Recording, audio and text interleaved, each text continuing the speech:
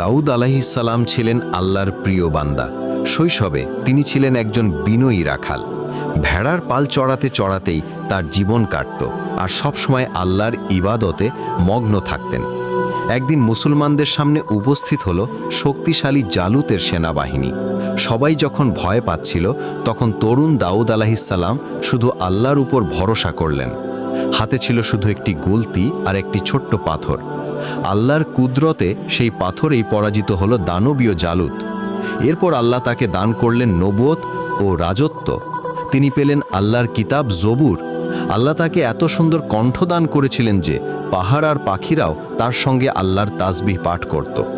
দাউদ আলাইহিসসালাম ছিলেন একজন ন্যায়পরায়ণ শাসক। তার আদালতে কখনো অবিচার হয়নি। তিনি ছিলেন দয়ালু, সাহসী এবং ইবাদতে গভীরভাবে নিমগ্ন একজন নবী। তার জীবনের শিক্ষা আমাদের বলে, সাহস